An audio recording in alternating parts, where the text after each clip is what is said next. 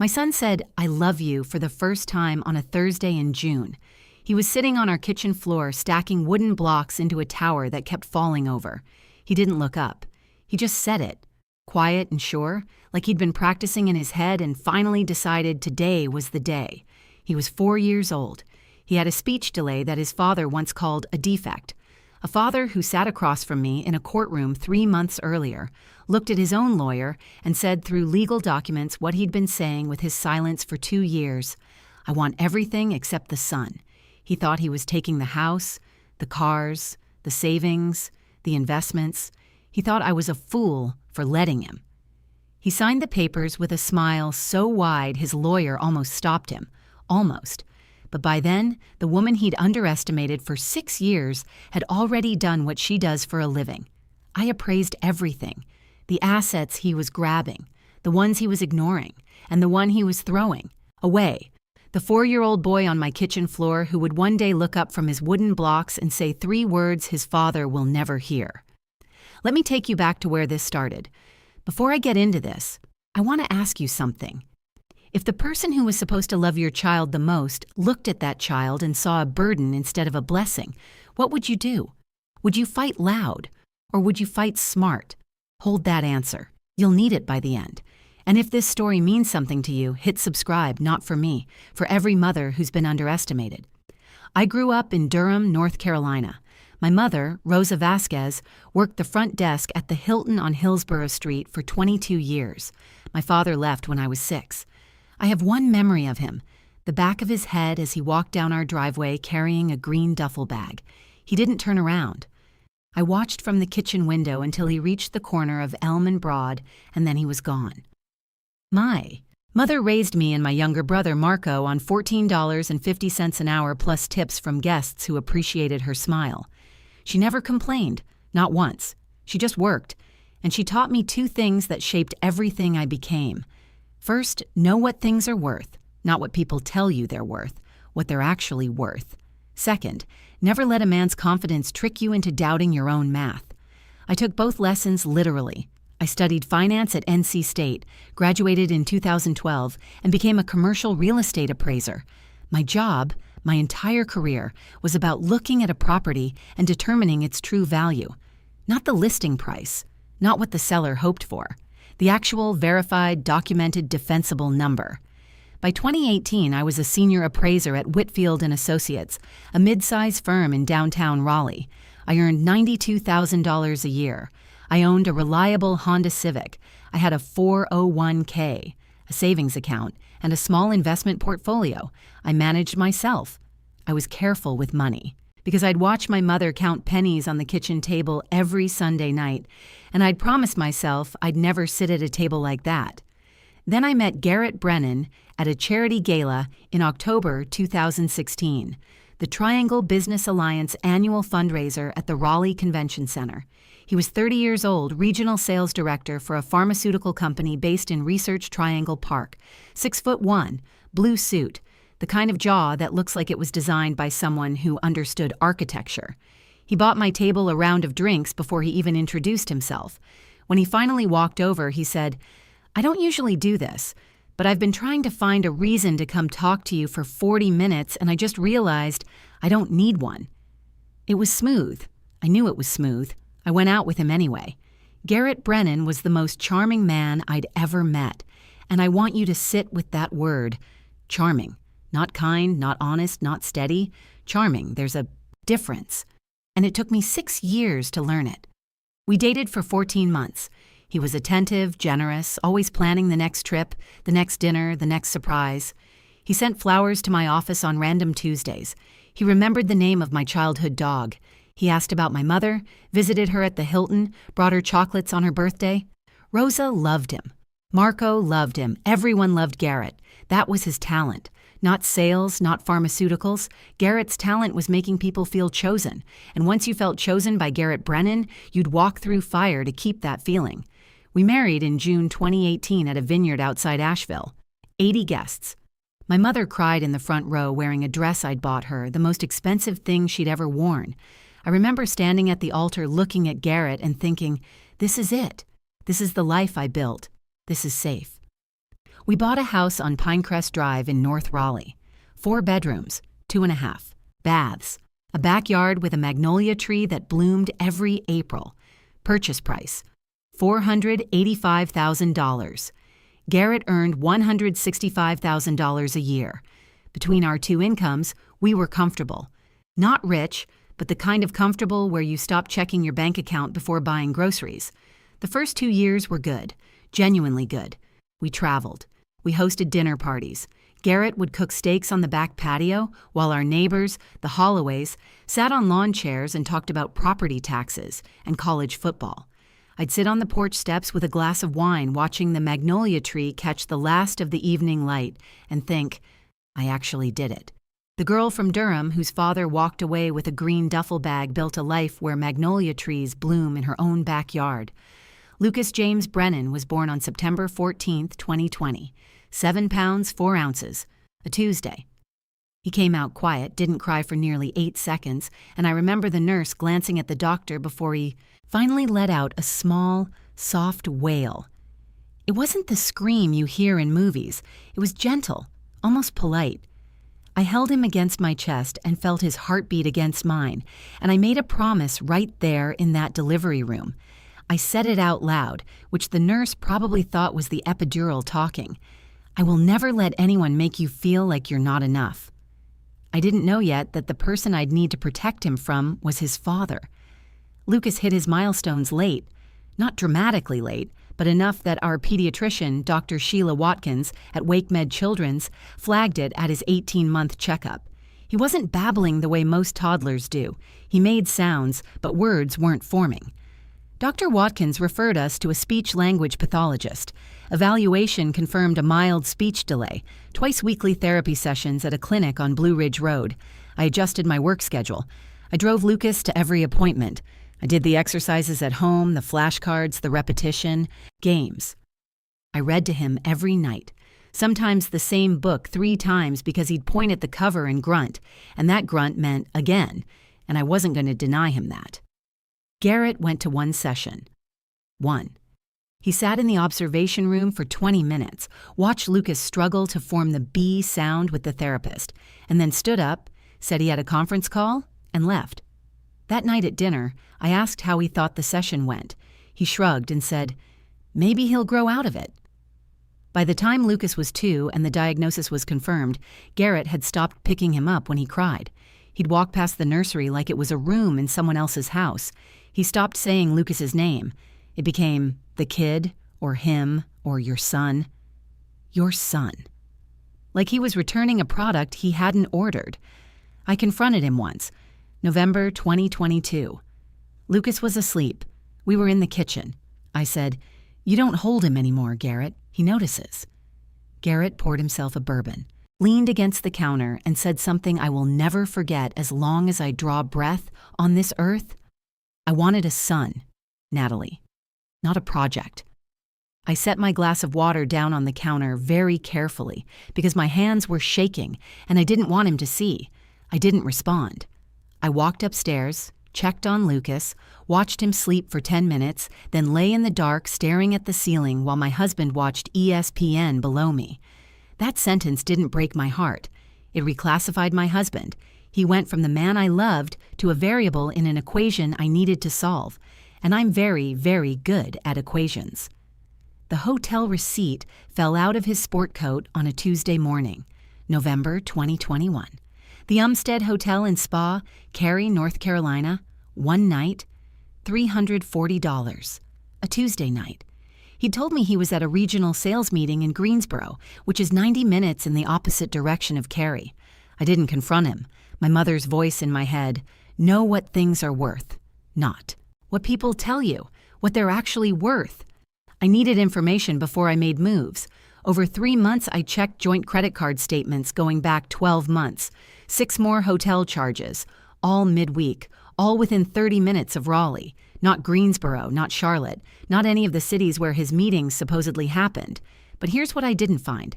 Evidence of an affair. No second phone, no suspicious texts to unknown numbers, no perfume, no lipstick. I checked thoroughly. What I found was worse. Garrett had been transferring funds from our joint brokerage account at Fidelity into a separate individual account I didn't know existed.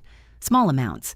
$3,000 here, $5,500 there, $6,000 the following month. Over 8 months, $47,000. The transfers were timed to coincide with market fluctuations, so they'd look like normal account activity to anyone not paying close attention. But I pay close attention for a living. The hotel stays weren't for an affair. They were for meetings with a financial advisor in Cary who was helping him restructure assets in his name only. He was building an exit strategy. He was preparing to leave me, and he was doing it with my money. I found the texts on a Saturday morning, his phone on the kitchen counter while he showered. Not texts to another woman, texts to his mother, Patricia Brennan, 63 years old, retired school administrator from Greensboro, the kind of woman who believed her son was perfect because admitting otherwise would mean admitting she'd failed at the one thing she valued above everything else, raising a winner. I'll tell you the texts exactly as I read them. Garrett to Patricia, October 3rd. She's getting too comfortable. She thinks this marriage is 50-50. It's not. Patricia to Garrett. It never should have been. You're the provider. She should be grateful. Garrett to Patricia, October 19th. If things go south, I've already moved the money. Phil says the house is mine since my salary covers most of the mortgage. Patricia to Garrett, November 2nd. What about the boy? Garrett to Patricia. What about him? He can barely talk. She wanted him. She can keep him. Patricia to Garrett. That's probably for the best. You need a fresh start, not a burden. I stood in my kitchen reading those messages at 6:47 in the morning while my son slept upstairs and my husband sang in the shower. I read them twice. Then I opened a new email account, NV Pinecrest2024 at a secure provider, forwarded every screenshot, and put the phone back exactly where he'd left it. I didn't cry. Something in me had shifted from emotion to calculation. My husband was planning to leave me, take everything, and discard our son like a defective appliance. He had a financial advisor, he had a lawyer, he had a plan. Good for him. Now I needed a better one. I called my best friend before I called a lawyer, Claudia Marsh, 36 years old, pediatric nurse at WakeMed Hospital, and the only person outside my mother who'd watched my marriage from close enough to see the cracks I was pretending weren't there. We met at a coffee shop on Oberlin Road. It was raining. I remember because the sound on the awning was the only noise between us for a solid 30 seconds after I showed her the screenshots. Claudia set the phone down. She didn't gasp. She didn't say, "Oh my God." She looked at me with those steady nurse's eyes, the ones that have seen the worst things a body can go through and learn not to flinch, and said, "How long have you known?" 3 months. "And you haven't confronted him?" "No." "Why?" "Because confronting him gives him time to hide more money, call his lawyer, and control the narrative. Right now, he thinks I'm oblivious. That's the most valuable thing I have." Claudia studied my face. Then she said something that kept me anchored through the hardest 4 months of my life. "Natalie, you're the calmest angry person I've ever seen. That man has no idea what's coming, does he?" "No, and he won't. Not until it's too late." She reached across the table and squeezed my hand. "Then I'll be here. Whatever you need. Lucas, rides, a place to stay, a shoulder, anything. You just tell me when." That coffee shop conversation was January 12th, 2023. I didn't know it then, but Claudia would become the person who held my life together while I quietly took it apart and rebuilt it in a shape Garrett couldn't touch. I called Diane Cortez the following Monday. Her office was on Glenwood Avenue above a Vietnamese restaurant. The stairwell smelled like pho and old carpet. Her office was small, practical, covered in case files. 52 years old, silver streaks in dark hair, reading glasses on a chain. 24 years of family law in Wake County. She didn't do flashy. She did thorough. I laid everything out. Hotel receipts, financial transfers, screenshots, brokerage statements. Diane read everything in silence for 14 minutes. Then she took off her glasses and looked at me. "You have grounds for a very aggressive divorce. Hidden assets, financial misconduct, potential parental alienation. I can get you 60-40 on the split, maybe better." "I don't want 60-40. 70-30. No, Diane, I want him to take everything. 5 seconds of silence. I want Garrett to believe he's winning. I want him to take the house, the cars, the savings, the checking account, all of it. I want him to feel like he crushed me. Why on earth would you want that? Because while he's celebrating, I'm going to walk out of that courtroom with our son, his parental rights signed away voluntarily, and the one account he's too arrogant to properly value. I pulled out a folder.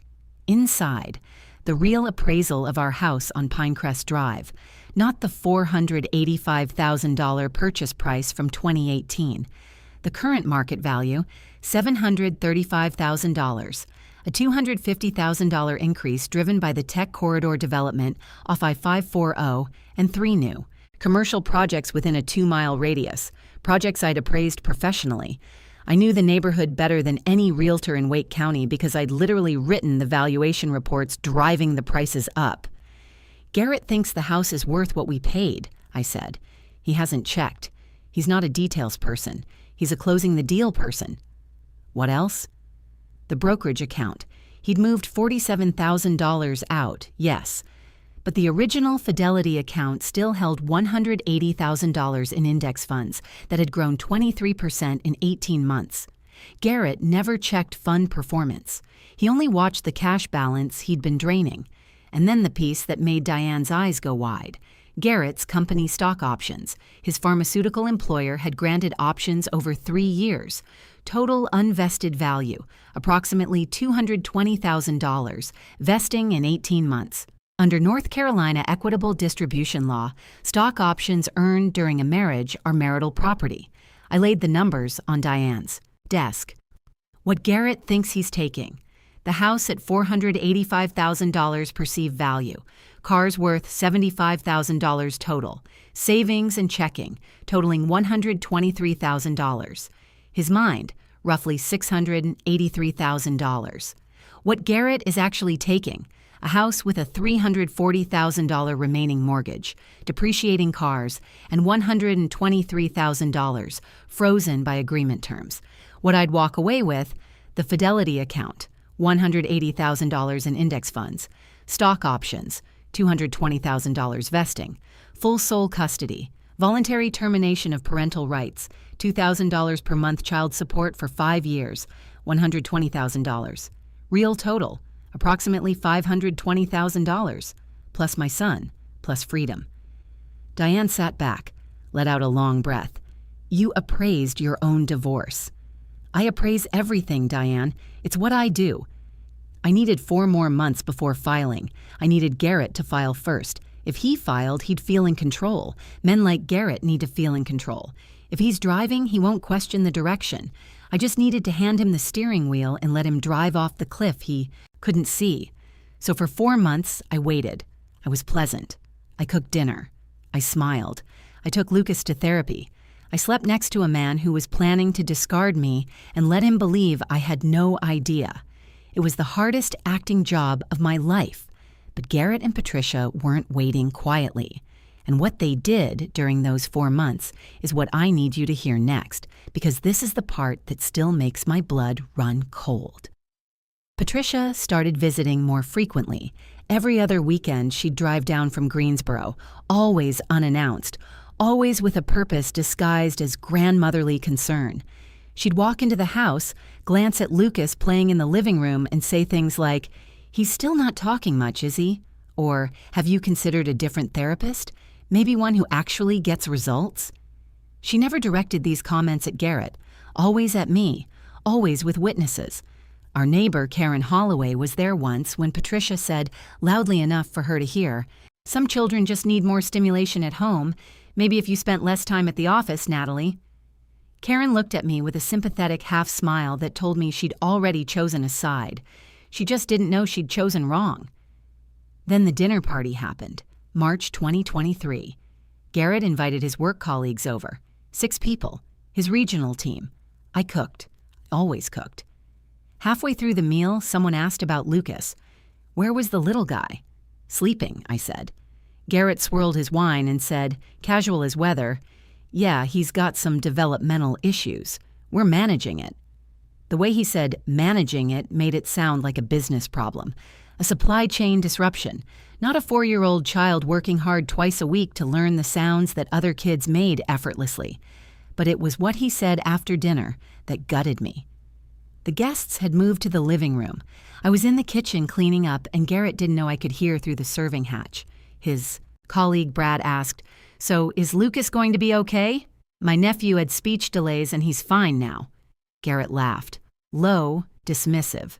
"Honestly, Brad, between us, the kid's her project. I've got one foot out the door already. Once things settle, I'm moving on. She can keep the whole package."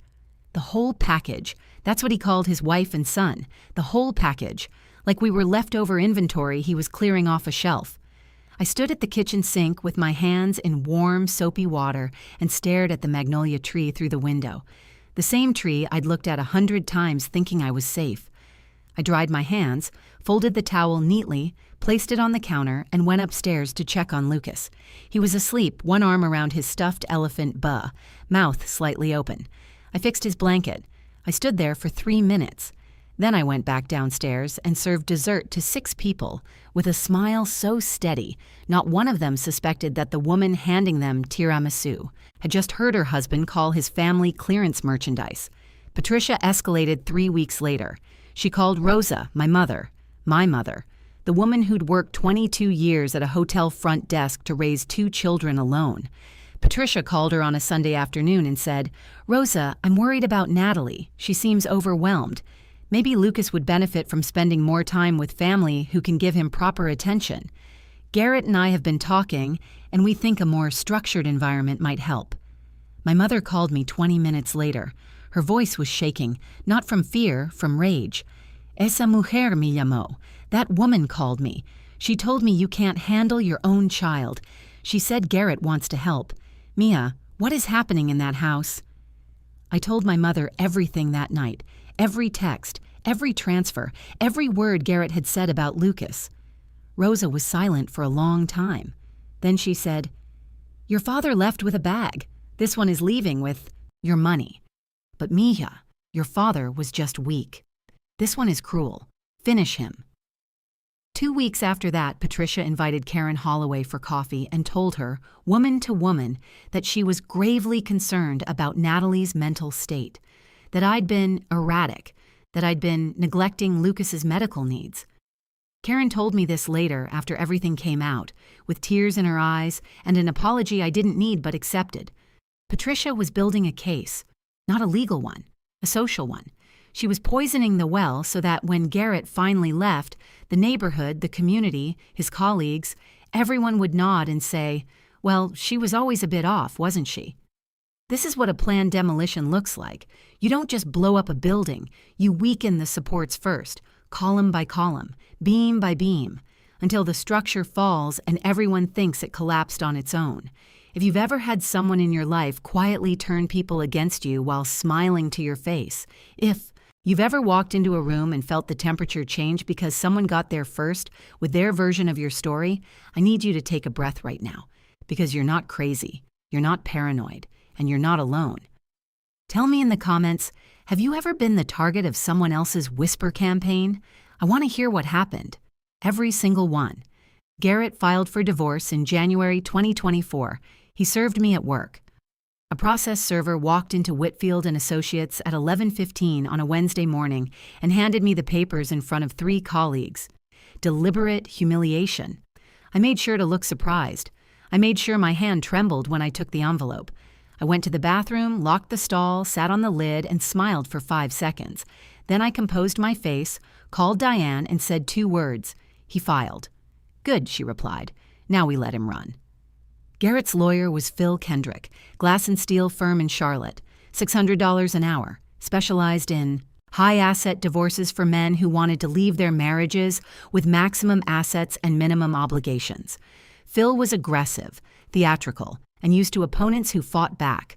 What he wasn't used to was an opponent who surrendered. Garrett's opening position, he wanted the house, both cars, all savings and investments, and 0 custody. He framed it formally through Phil. Mr. Brennan seeks equitable distribution of all major marital assets and waives custodial rights of the minor child. Translation: I want everything except the son. He offered $2,000 per month in child support for 5 years. Generous in his mind. Diane was livid. This is insulting. We fight this. We expose the hidden accounts, the texts, Patricia's campaign, everything. No, give him what he wants. Natalie, give him the house, the cars, the savings, the checking. Let him have it all. But I want 3 things.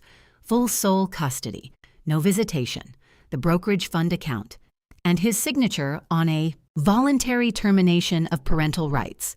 Diane argued for an hour. She thought I was emotionally compromised. She said, "You're handing him a fortune. I'm handing him what he thinks is a fortune. There's a difference."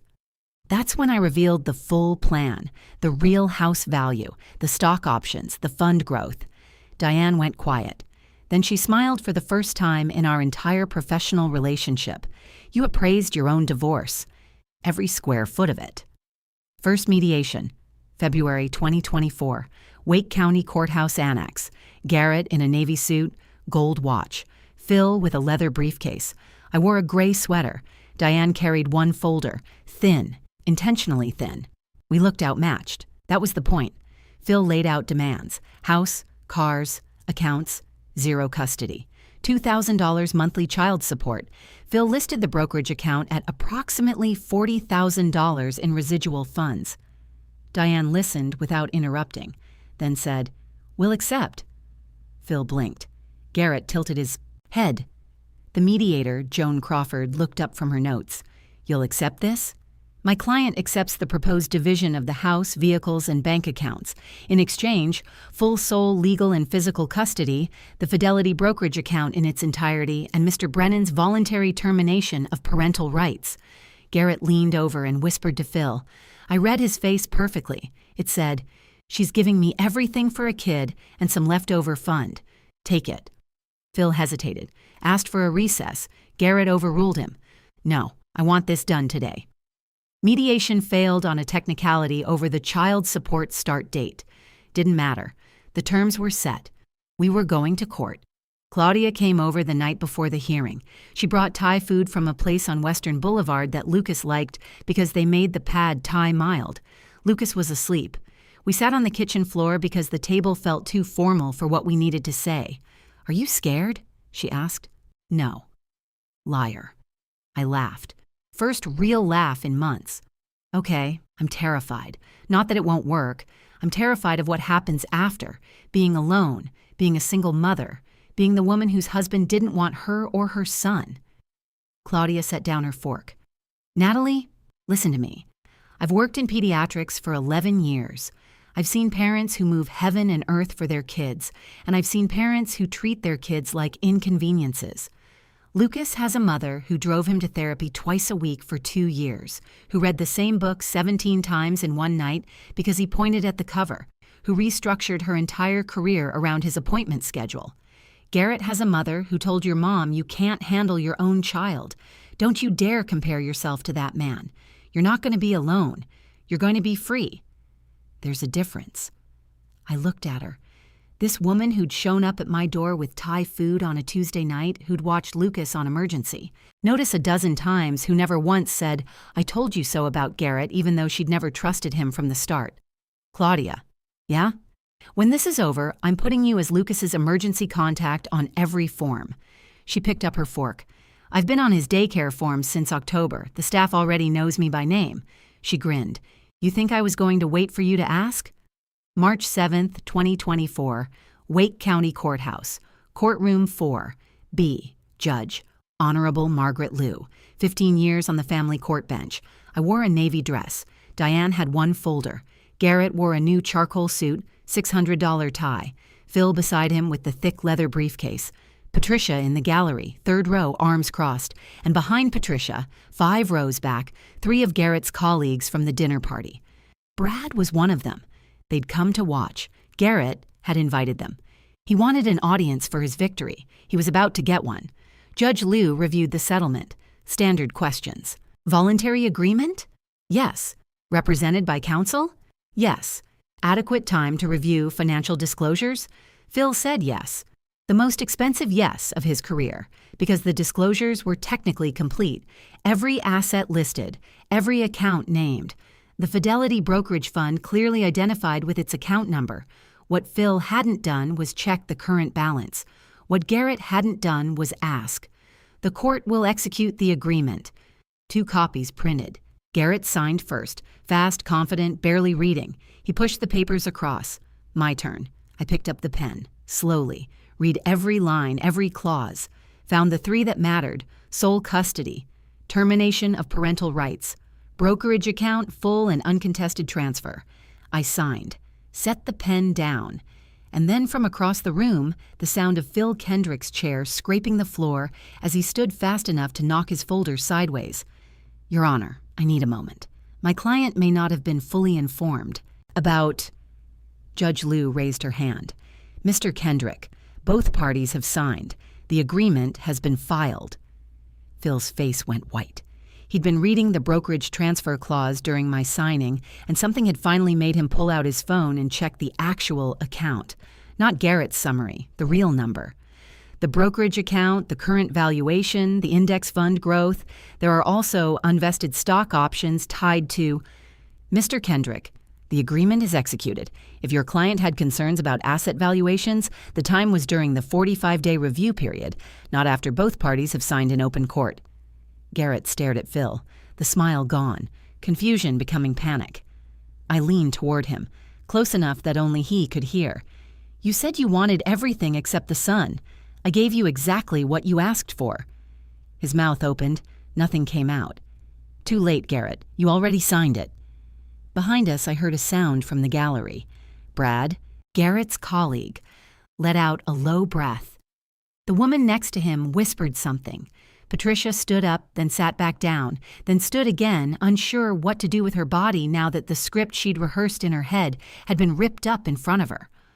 The court reporter's fingers rested on her keys, motionless. Even Judge Liu, who'd seen everything in 15 years of family court, paused for a half-second longer than usual before saying, "This court is adjourned." I stood. Diane stood with me. We walked out of courtroom 4B at 2:47 in the afternoon. Through the glass partition behind us, I could see Garrett still sitting at the table, Phil leaning over him, papers spread out, calculator app open on his phone. Patricia had made it to the aisle but wasn't moving. She was staring at the back of my head as I walked away. In the hallway, a woman I didn't know, someone who'd been sitting in the gallery for a different case, touched my arm as I passed. "I don't know your story," she said quietly, but that was something. Diane and I reached the elevator. The doors opened. We stepped in. The doors closed. And then, in that small metal box between the 3rd floor and the lobby, I covered my face with both hands and cried. Not from triumph, from exhaustion. 4 months of smiling at a man who thought I was stupid.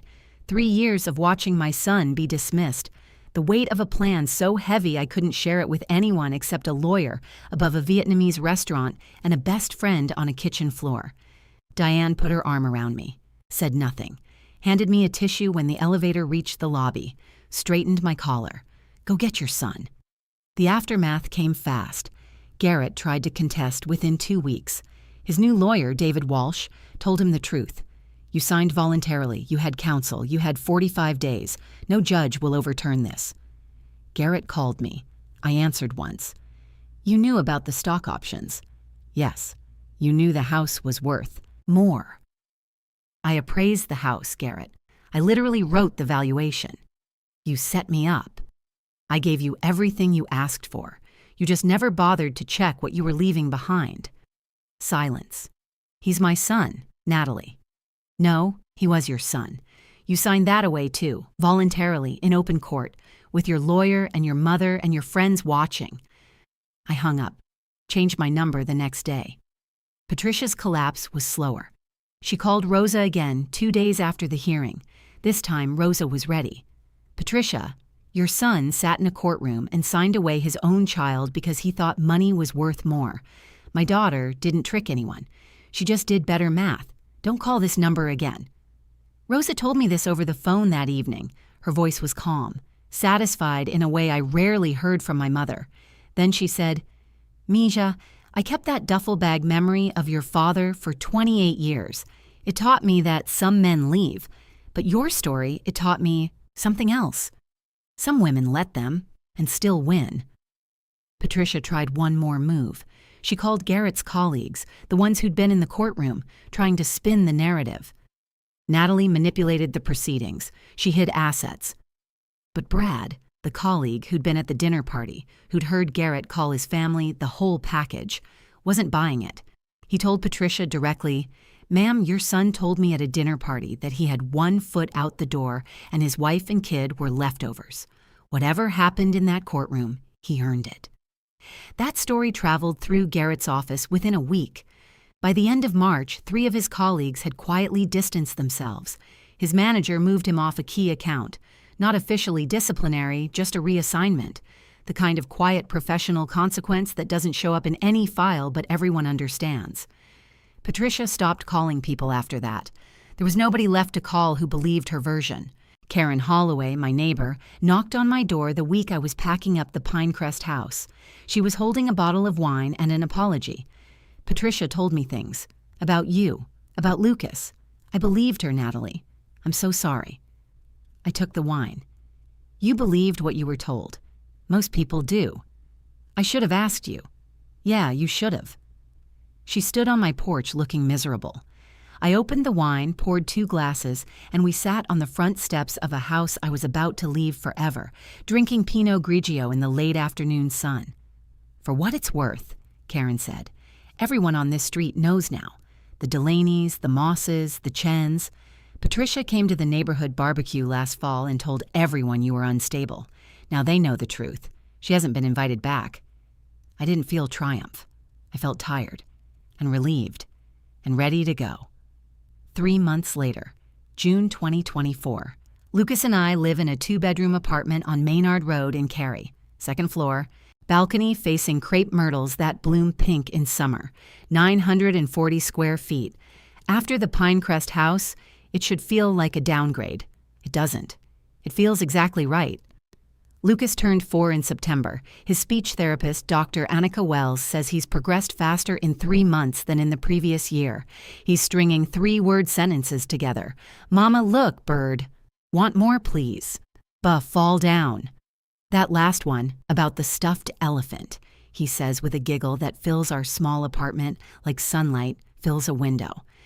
I got promoted to Director of Valuations at Whitfield and Associates in April. The stock options vested early due to a company acquisition. Total value exceeded my estimates. Lucas's college fund is fully funded. My retirement account looks like it belongs to someone 10 years older. Claudia comes over every Wednesday for dinner. She brings takeout and bad reality TV suggestions. Lucas calls her Claw, which is his version of Claudia, and she pretends to be a lobster every time he says it, which makes him laugh so hard he falls over. My mother came to visit last weekend. She sat on the balcony holding coffee, watching Lucas chase a butterfly in the courtyard below. She was quiet for a long time. Then she said, "You know what things are worth, Mija. You always did." And then, last Thursday. The Thursday I opened this story with. I was in the kitchen making dinner. Lucas was on the floor with his wooden blocks, building a tower. I wasn't watching him. I was chopping onions and thinking about a valuation report due Friday, and he said it, unprompted, without looking up. "I love you, Mama." 4 words, clear, sure, like he'd been saving them up for 4 years and decided this ordinary Thursday was the day they were ready. I sat down on that kitchen floor and held him so tight he squirmed. He didn't understand why I was crying. He patted my shoulder with his small hand and said, "Okay, Mama, okay." His father signed away the right to hear those words. He traded them for a house he'll have to refinance alone, 2 cars that lose value every month, and $123,000 that won't last as long as he thinks. I traded a marriage for a 2-bedroom apartment, a college fund, a career I built with my own hands, and a boy who says "I love you" from the kitchen floor on a random Thursday evening. I know which deal was better. I appraise things for a living. Some people will hear this story and say I was calculating, cold, manipulative. Maybe. But I'd ask those people this: What would you call a man who moved $47,000 behind his wife's back, called his son a defect, sent his mother to poison the neighborhood, and then walked into a courtroom expecting to take everything because he assumed his wife was too emotional to do math? I'd call that a man who confused charm with intelligence. And I'd call what I did the most honest transaction of my life. I gave him exactly what he asked for. Not a penny more, not a penny less. He just never asked the right questions. My mother taught me to know what things are worth. My son taught me what's priceless. And the distance between those two lessons is exactly the distance between a 4-bedroom house on Pinecrest Drive and a 2-bedroom apartment on Maynard Road where a little boy builds block towers on the kitchen floor. I know which address matters.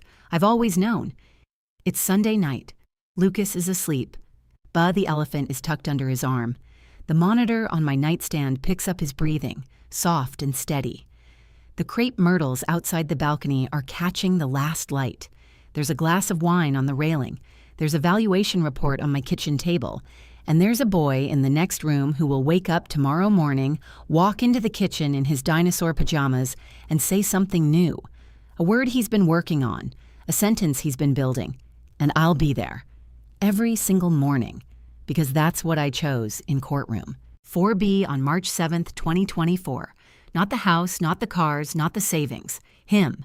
And that's the best appraisal I've ever made. Now let me ask you something, and I want you to really think about it before you answer. What's the most valuable thing in your life that someone else completely underestimated? Maybe it's a person. Maybe it's your own strength. Maybe it's something you fought for that no one else thought was worth keeping. Tell me in the comments. I read every single one.